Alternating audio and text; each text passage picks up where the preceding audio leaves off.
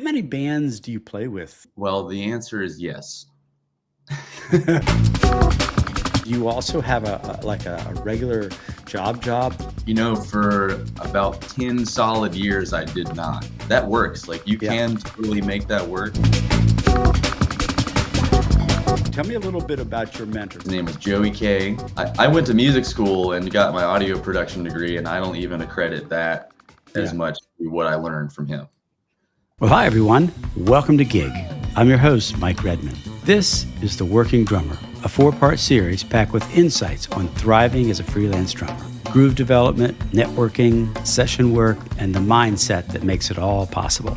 In this episode, I talk with the hardest working and funkiest drummer in Nashville, Logan Jayne. He's always working and a role model for a working drummer. I really hope you enjoy this series.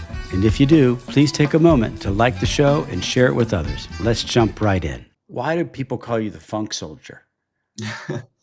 Well, there's a Prince song actually called Musicology, Oh, yeah.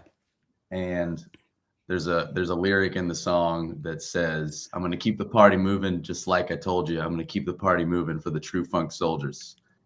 So I had a mentor who's sadly no longer with us, Joey K, and we just kind of like would talk smack, and he like called me that one day. Yeah. And he also referenced that song in one of his songs. So it just kind of stuck after that. And it's just a little gimmicky stage name, but Yeah. it's fun. It's a cool one. I mean, and people could call you a lot of worse things. So, it's just kind of Right. neat.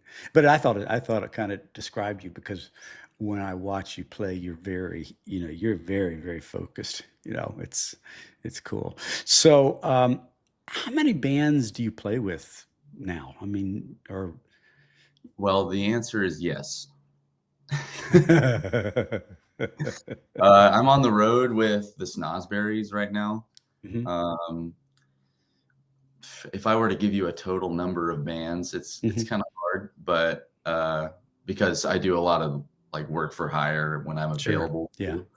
Um, but I mean, I try to cover a variety of styles and just stay fresh on everything. I'm not really partial to one genre.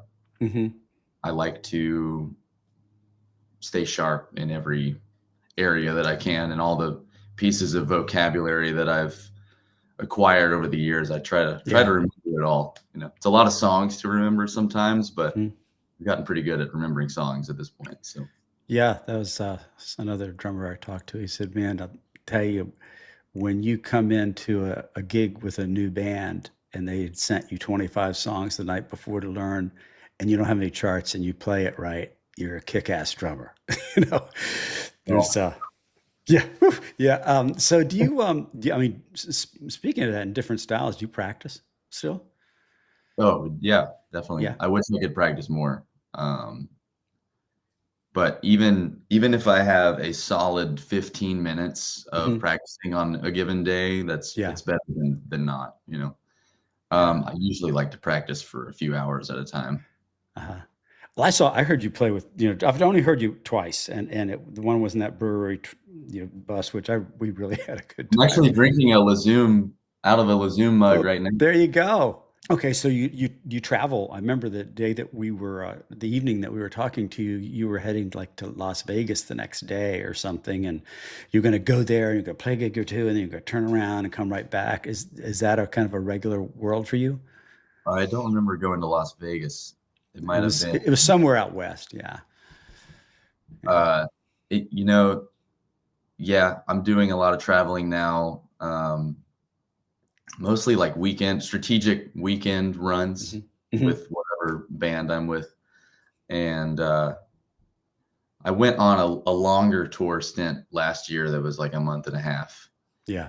Um, but right now, yeah, I'm kind of doing like the strategic 3-4 day runs hmm when they come up. Yeah. Yeah, they call that a bicycle wheel in Nashville because basically Nashville's the hub, and you just go out and do these weekend things where it's drivable. You know, Right. it's pretty cool. So, as a working drummer, how do you kind of keep your calendar full, or do you want it to be full, or, Yeah, so I think in my early 20s, when I hmm was starting to get really busy, it was pretty hectic. I was kind of taking mostly any gig that I Sure. was offered.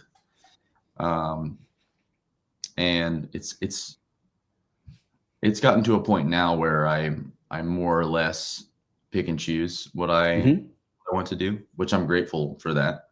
Um, there's sort of like, I don't know, unspoken echelons of gigs, Yeah. and they're all great gigs, but there comes a time, I think, where you kind of have to figure out what you want to do. So How about if you weren't you yet, and you were still that 20-year-old drummer trying to build a network or whatever? Do you have any advice for a drummer? Because lots of drummers that I've known through the years, a lot of them are kind of getting behind a set and they kick ass. On the outside, they're pretty introverted. right, I can be introverted. I'm Yeah. an extroverted introvert, I think. Yeah, Do I I can have see any that. advice specifically for like up and coming drummers or up Yeah, I and mean, coming? how do you get you network? Did you go out and listen to bands and introduce yourself to everybody, or how did you do Yeah, it? that's crucial. You definitely got to go out there and you got to go to other people's gigs Hmm and you just got to listen and you got to talk to people and look at them in the eye and find out who you jive with. And if you hmm get a gig, the music is just one part of it. There's also, the hang.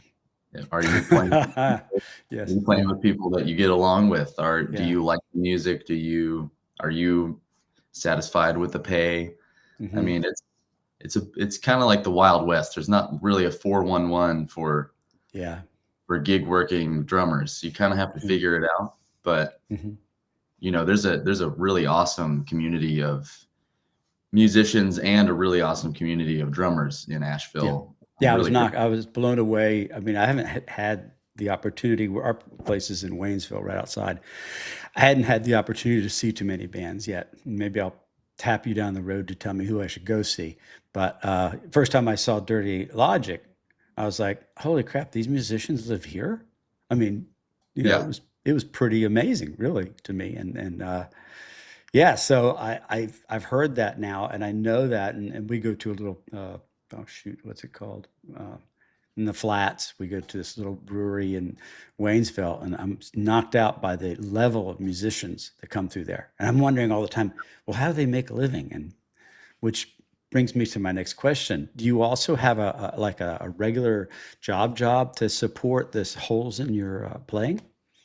For about 10 solid years, I did not. Mm-hmm. But then my living situation changed and now my expenses are higher. So I do have a part-time job working at an Indian restaurant. Oh, cool. And have you been to Chai Pani? I've That's the heard restaurant. of it. Is it good? Oh, it's great. Yeah. And Okay, we'll go. they're really accommodating to my touring schedule. I mean, Oh, I'll nice. send them a 2 month list of gigs Really? and they're like, okay, Uh-huh. That's wild. we'll fill you in where we can. So that's That's really pretty cool. cool. That's really a really wonderful thing to have that. I have got another drummer friend. His name is Randy Nichols that I interviewed for this, and he's one of those guys. I've known him forever, and he's just one of the most wonderful people I know. And as you said, probably one of the best hangs out there. But he's also, he's such an incredible musician that he doesn't even have to think too much about playing. But he's still, he does a church gig there every Sunday. He's got a couple things that are like, this is my, I can count on this money, I can count on this gig. And I think as a musician, because I played clubs for 18 years, years and years ago, and I know what it's like. I mean, we played those places where you play 7 nights a week, 6 sets a night, Yeah. $150 a week, so yeah, I know it's insane. Killing me. So I know, but so Asheville, I mean, it's really, really known for having great musicians. How much work do you actually do in Asheville, or are you mostly just traveling in and around and outside? These days, I'm not playing a whole lot in Nashville. Hmm Um, I'm playing less and less in Nashville. And that's not for any reason other than I just started playing with bands that are touring more. Mm-hmm. So we're hitting these markets that are, Yeah. not here. So, Yeah. um, and as far as like having a reliable other source of income, when there was a point in time where I was like, no, I'm not going to get a job. I'm going to just, Mm-hmm. I'm a drummer, damn it. I'm a drummer. And that's great. That works. Like you Yeah. can totally make that work. But I have to say it kind of comes back to as you get more experience and you get more selective with what kinds of music you want to play and who you want to play with, you can actually, if you support yourself some other way, you can say no more to gigs you don't really want to do that aren't as fulfilling for your soul. It's kind of a trade-off because now I'm stoked for every gig that I do, Oh, that's great. Yeah. So do you, I mean, if you said you have to play lots of styles, and everybody does when you're, a gigging or a working drummer, is there one that sticks out to you that's the one that just always turns you on the most? I love playing jazz fusion. Ah. I mean, especially just with some cats that are not afraid to get heavy with it, Some intersect of metal and jazz fusion. There's some kind of Oh, that's cross. interesting. Yeah. That's cool. Is there a band like that in Nashville? That this most recent lineup with the Snosberries is kind of psych metal meets jazz fusion. Josh Clark is on bass. You've probably heard that name before, Yep, or seen him play with Dirty Logic. Josh and I go way back. We met when we were teenagers, and now we're in a touring group together. It's about time, right? That's cool. So now when we talk about touring the way that you do it, it's not probably like the way that Vince Gill tours. How do Probably you not. tour? I mean, is it a van and a trailer? Is it a bus? Is it It's a flying? van. It's usually a van. Yeah. Mm-hmm. I'm kind of anti-trailer. Oh, Trailers are okay. really easy to steal. Yeah. Well, And we. also, I mean, you're basically driving a vehicle with another vehicle attached to it. It's not the safest thing in the world. Right. It's Well, better to get we used to have the five by eight or whatever it is U-Haul stuffed to the gills. So, yeah. hey, so this is a totally different flip here. How important is it to you to think that, as a drummer and as a musician, to stay fit and healthy? So important. Can you talk a little bit Especially, about that? oh my goodness. Yeah. Well, we're working the hardest up there. We don't have to remember chords and notes and all that, but I mean, you can't really argue with the fact that playing drums is the biggest physical demand. I Yeah. mean, you're using your upper body, you're engaging your core to separate your lower body, which you're also using. You're using up a lot of electrolytes. I mean, I'm kind of I could even do better with my own fitness, but I mean, cardio and eating enough carbs and getting those electrolytes and staying hydrated, so Sure. important. I mean, and you got to drink enough coffee. Really important. Yeah, the best part. Yeah, On an you got to empty drink a lot of stomach. coffee before you go into a gig that you're not prepared for. Now, you Well, mentioned, tell me a little bit about your mentor, because I think that having a mentor as a musician is important on so many levels. And you said you had one. Could you tell us a little bit about him? yeah, I could talk for hours about this one Mm. guy, but his name was Joey K. He he had a band in Pasadena, California called the Big Pill. Hmm. He for a period of time played with the artist Pink, Oh, yeah. singer. He was just a total badass. I mean, and my best friend in the whole world. And Mm. he showed me how to do it. I mean, Mm. I don't even accredit. I went to music school and got my audio production degree, and I don't even accredit that as Yeah. much to what I learned from him. Or is there any things that stand out to you that maybe you thought one way and he said, no, no, no, it's not like that at all? Huh. I mean, lots of things, man. He was one of these guys where he he was so direct, but every now and then he could be pretty cryptic, Hmm. but just cryptic enough to where you would go, "Oh, I Mm, get yeah, it." yeah, yeah, yeah. I remember, I mean, yeah, there's so many examples, but there was one time he was showing me how to play like doubles and triples on a single kick pedal. Uh-huh. And he's like, "Yeah, there's all these techniques, but check this out. It's just push and slide, push and slide." And Uh-huh. then I did it once and I was like, "Oh, that's it. That It's that simple." Yeah, yeah. Well, that's good because a lot of them aren't that simple. Did um did he ever talk to you about, something like, you mentioned earlier, it's important that you're a good player, but also being that good hang. Did he ever talk to you about just general attitude as a musician? Oh yeah. His biggest lesson he left me with was just Hmm. listening with a capital L. Mm, And and it goes beyond listening goes beyond, hearing yourself. You have to hear everyone else on the stage. yeah. You gotta, but then it goes beyond that. You gotta extend this bubble to anyone that's there watching the Mm, music.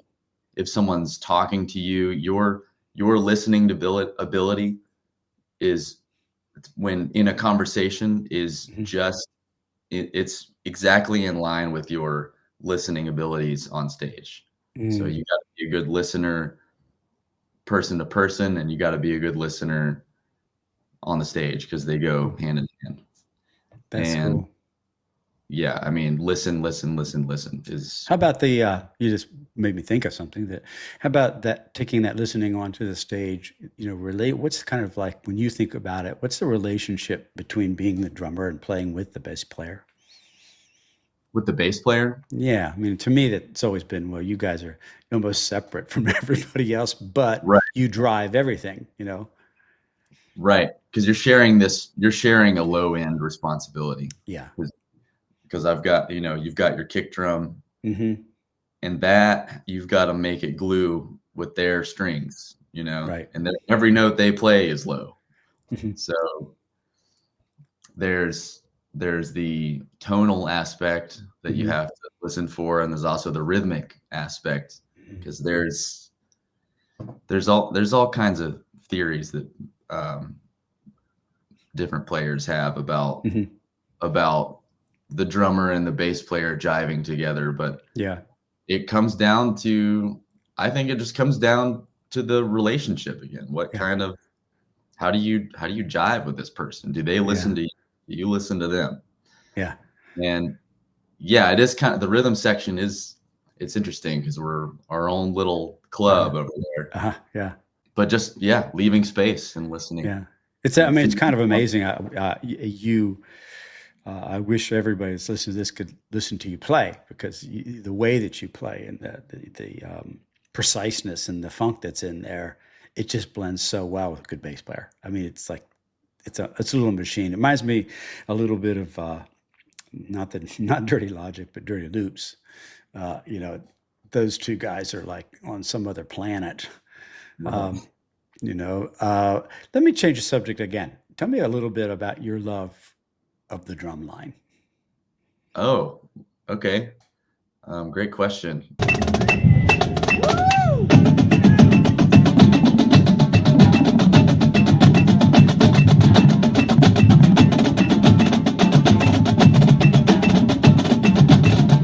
Yeah, I did a lot of marching band Hmm. um, in high school and college. And that yeah, that laid a serious foundation for me. Joey was also he did marching percussion as well. So a lot of his teachings with me were kind of vesseled in that rudimentary Yeah. style. And you might not think someone might not think like, oh, this drumline drumming and drum set drumming, like they're different. They are very different, but Hmm. I mean, if you're drumming, you're exclusively playing rudiments. Okay. Yep. Whether or not, I mean, you might not think about it as rudiments all the time, Hmm. but any combination of any sequence of notes that you're Hmm. playing on the Hmm. kit, there's some kind of rudimentary breakdown. Right. So that, I mean, that's a very obvious takeaway Yeah. is the rudimentary knowledge, the paradiddles, the Yeah. flam drags, the triple radimacue, whatever. I mean, it all translates. It's a And different language. Yes. Do you actually ever think about that when you're playing these days? yeah, I think so. And Hmm. definitely when I warm up. I mean, when I'm warming up, I'm exclusively playing Mm. rudiments and looking at my technique first, Yeah. always with a metronome as well. Yeah. Speaking of that, what we were just talking about, what do you think the hardest rudiment is to really master? Oh my goodness. Um, the hardest rudiment to master, Hmm. honestly, maybe just the single stroke roll. Wow. I Because mean, everything comes from it, you mean, or what? yeah. I mean, there's certainly more complicated rudiments than that, especially in the marching world. There's all these Sure. hybrid rudiments, Hmm. but I mean, that's your foundation. And I Right. think, there's people that can just play lightning fast Hmm. singles, and it blows my mind. And I to this day, I'm like, how do I get there? But I What do mean, you? that's the foundation. So I think Yeah. that is probably the hardest one to master. All right. What? Or Okay. I'm gonna intuitive. have you. I'm gonna make you think for a second. Take your time. What's the best gig you've ever played? Best gig I've ever played thus far. Um, I did just open for Python, which is Adam Hmm. Cool. Deitch's Hmm. group. It's Adam Deitch and Benny Bloom and Brad Miller from Black Dynamite and Big Yuki. And that was a good gig. I like Yeah. that one. That was in Florida at Uh-huh. Terra Firmata. It was a good crowd. We killed it. That's And cool. Benny Bloom, I should send you this clip actually Oh, I'd of love to have it. Yeah. what Benny Bloom said on the microphone. I can't really repeat it right now, but Okay. Yeah. Send me the clip. So, how about this? the Well, clip speaks for itself. You have to just watch it. okay. Yeah, I Yep. definitely would like that. So, how about uh, what's a place that you hope in your career that you get to play? I really want to just travel internationally Hmm. and find those reputable venues where people want to hear, I guess, for lack of a better term, American musicians playing American music. Mm-hmm. Um, just because, I mean, there's so many great places to play in the Yeah. United States as Yeah. well. But I mean, I'd love to go to Japan, Europe, wherever, really. Hmm. So, It'd you'd be like great. to, have you done any international travel yet? I have traveled internationally, but I haven't played music Hmm. internationally. Hmm. Yeah. Well, I've that's been pretty to, cool, though.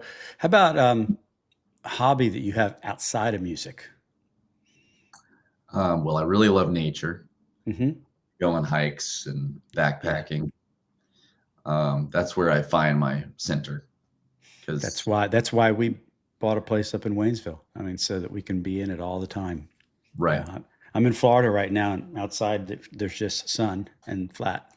It is the flattest state. What's that? It is the flattest state, I think. Yeah, probably. Hey, how about last one for this? Bass, who's somebody that you would consider the best living drummer today?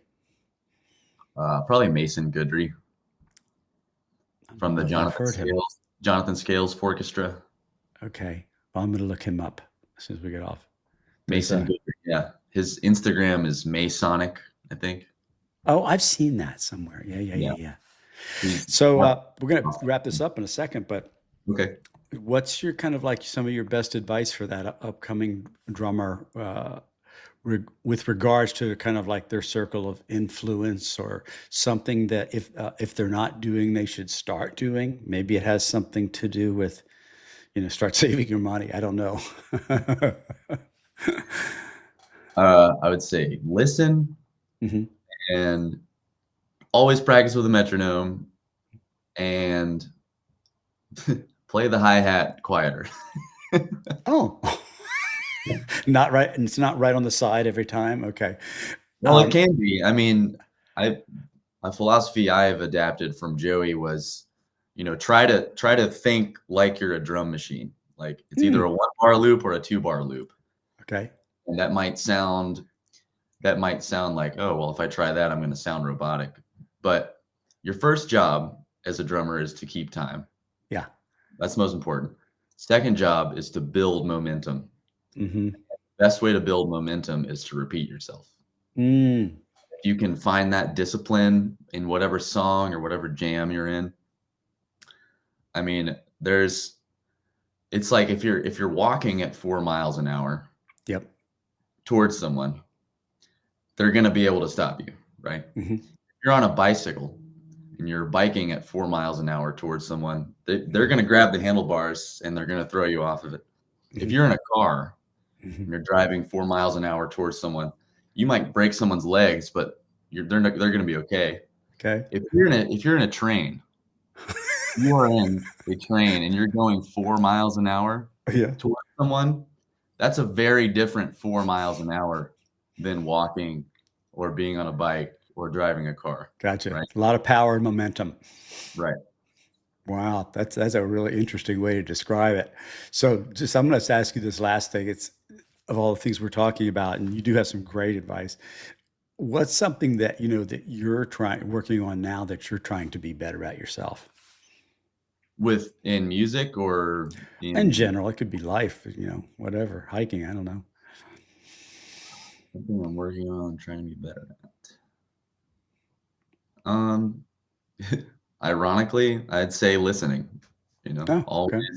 Always trying to find that next echelon of understanding perspectives and trying to see the fullest picture that I can. I just think there's infinite realms of listening that people are capable of. Mm-hmm. I think I've worked at it for a long time, and I think I'm pretty darn good at it, but everyone can always get better at listening, I think. And that extends musically and, not musically, and just in everyday life. I had to learn how to be a much better listener doing this podcast because I had so many stories in the beginning when I started doing it. I noticed I'm talking more than my guests are. It's like, so I totally get where you're coming from. Logan, I really appreciate your time. I'll see you in April, playing somewhere, and let's stay in touch because I'd love to hear who you're playing with. Yeah, of course. Yeah. Thank you And so much for having me. bye Have a bye. good one.